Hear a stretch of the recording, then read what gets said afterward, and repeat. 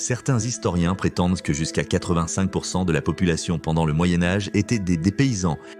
Leur journée de travail était longue, dure et extrêmement difficile. Pour certains, leur journée de travail éreintante pouvait commencer dès 3 heures du matin pendant l'été.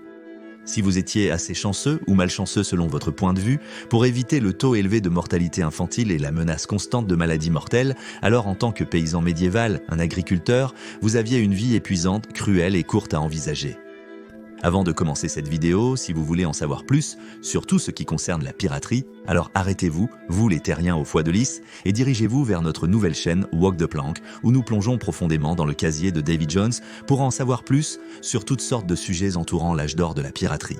Il y a une nouvelle vidéo chaque samedi et nous apprécions vraiment tout le soutien que nous pouvons obtenir. Vous pouvez trouver le lien dans la description. Bienvenue à la folie médiévale dans la vidéo d'aujourd'hui.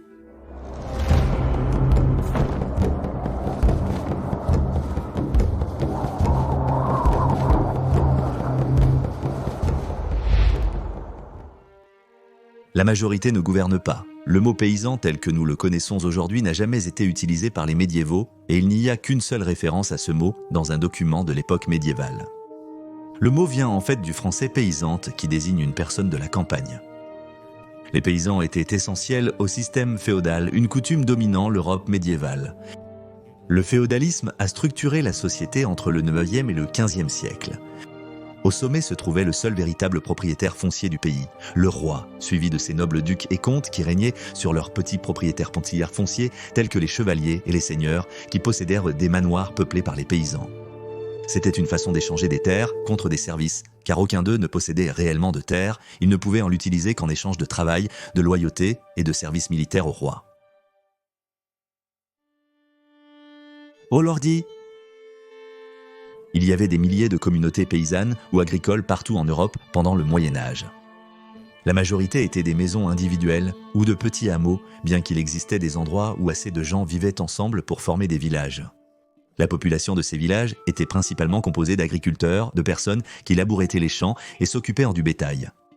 Les habitations, granges et abris se trouvaient au centre du village, entourés des champs et pâturages. C'est là qu'ils vivaient, construisant une église, pêchant, travaillant, socialisant, aimant, se mariant, ayant des enfants, brassant et buvant de la bière, se saoulant, se battant, tombant malade, vieillissant et mourant. Le problème était que beaucoup vivaient sur les terres du seigneur local. En tant que serfs ou vilains, ils étaient au bas de la hiérarchie sociale médiévale. Ils devaient prêter serment d'obéissance sur la Bible à leur seigneur et étaient liés à ces terres. Les paysans étaient autorisés à cultiver seulement une section de terre attribuée en échange d'un pourcentage de leur production annuelle donnée à leur seigneur. En effet, ils étaient dépossédés par le seigneur pour qui ils travaillaient et ne pouvaient se marier ou déménager qu'avec sa permission. 70% des paysans étaient des serfs attachés à la terre, considérés comme la propriété du seigneur avec la terre cultivée. Entre les années 1229 et 1242, Thomas comte de Warwick a accordé 22 parcelles de terre de ses très grands manoirs dans le Warwickshire, Angleterre.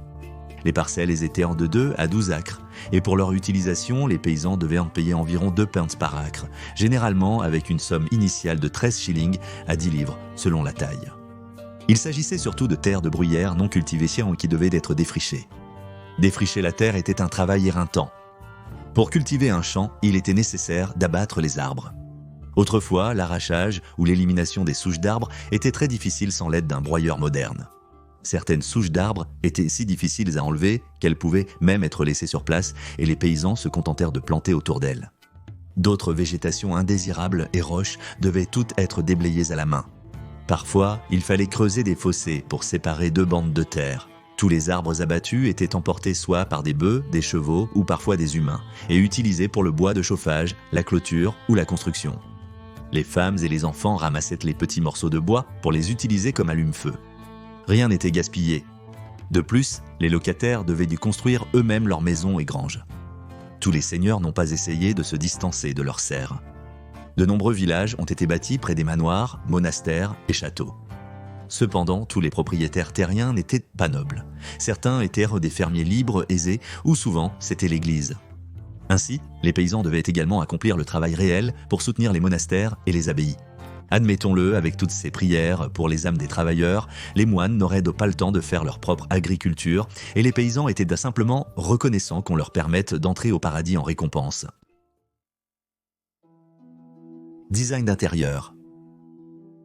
La maison du fermier médiéval aurait un gros central pour soutenir le toit et un foyer pour cuisiner et chauffer.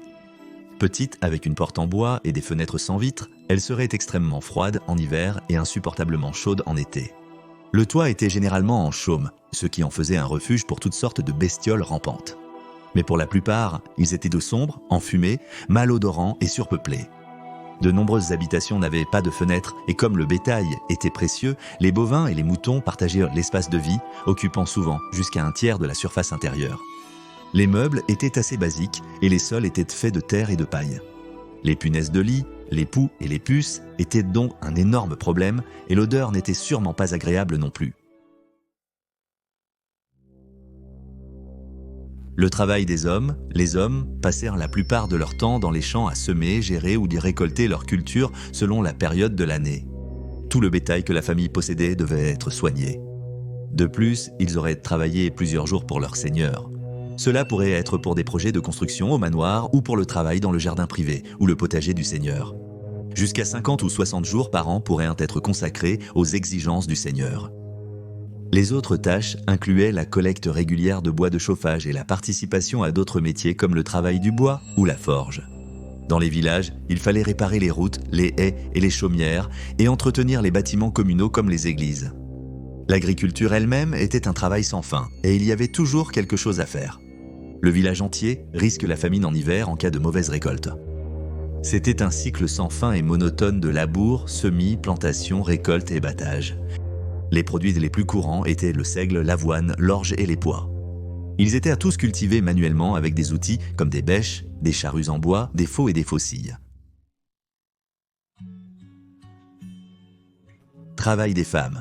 Cela ne signifie pas que les paysannes ne faisaient pas leur part du travail et elles se levaient probablement plus tôt que les hommes pour préparer leur petit déjeuner de potage avant qu'ils ne partent pour les champs. À une époque sans lave-vaisselle, aspirateur ou machines à laver, les femmes paysannes avaient une myriade de tâches laborieuses à accomplir. L'absence d'eau courante dans la maison aggravait la situation. Comme l'eau devait être transportée depuis la rivière ou le puits local, les vêtements étaient souvent emmenés à la rivière ou au ruisseau pour y être lavés plutôt qu'à la maison. Les vêtements tachés étaient trempés pendant des heures, battus avec un bâton en bois, essorés puis laissés à sécher sur les buissons et les arbres. La difficulté de transporter l'eau faisait du bain une moindre priorité. Avec le travail manuel suant, cela ne ferait qu'ajouter à l'odeur intérieure. Les femmes étaient responsables de la préparation des 2 principaux repas de la journée. Cela incluait préparer le dîner pour les travailleurs des champs à midi, puis un souper léger le soir. Les femmes mangeaient généralement en dernier, après leurs maris et leurs enfants. Pendant la période des récoltes, les femmes se rendaient aussi dans les champs pour aider à la récolte. Certaines ont même assumé le rôle masculin de l'agriculture dans des circonstances comme le veuvage ou si leur mari était incapacité par la maladie. Les petits animaux tels que les volailles domestiques devaient être nourris et leurs œufs collectés. Les femmes cueillaient aussi des baies et des herbes pour agrémenter leurs plats et infusions et les utiliser dans les remèdes. Les femmes contribuaient aux industries essentielles comme la boulangerie, la brasserie et la fabrication de textiles. L'eau potable étant souvent en pénurie, la bière était une partie essentielle du régime alimentaire des paysans, tout comme le pain. La farine était nécessaire, mais le moulin appartenait au seigneur du manoir qui facturait une redevance pour son utilisation. Alice, veuve de Salvage, était une brasseuse au XIIIe siècle dans la petite communauté agricole de Ruislip, désormais partie du nord de Londres. Le berger Hugh avait une maîtresse nommée Agnota, et ses moutons s'échappaient souvent dans le jardin du seigneur. Temps dangereux. En plus de toutes ces corvées, les femmes étaient responsables de la prise en charge des enfants plus jeunes, qui à leur tour travailleraient pour leurs parents dès qu'ils en seraient physiquement capables, mais seulement s'ils pouvaient survivre assez longtemps.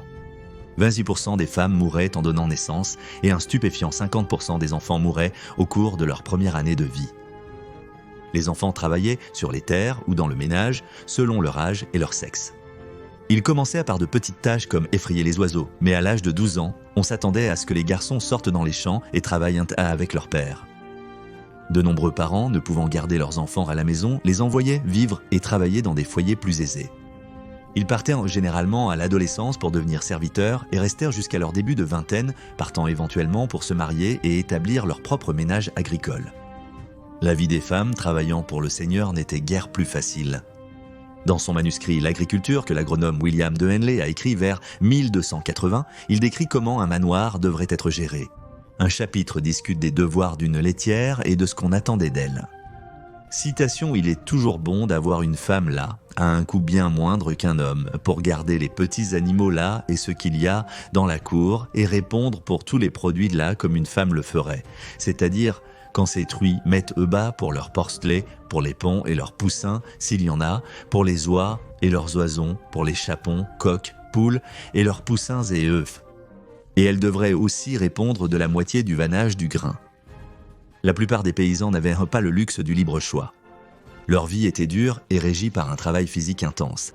Leur maison était loin d'être luxueuse et leurs femmes faisaient face à des difficultés écrasantes, risquant leur vie lors de l'accouchement. Leurs enfants couraient un risque encore plus grand de mourir. En réalité, pendant que les nobles guerroyaient et que l'Église priait, c'était le dur labeur des paysans qui maintenait le pays en marche.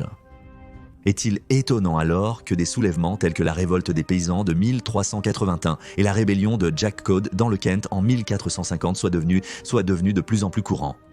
Merci d'avoir regardé cet épisode de Folie médiévale. N'oubliez pas de consulter notre nouvelle chaîne Marche la planche et je vous verrai la semaine prochaine pour une autre vidéo. Santé!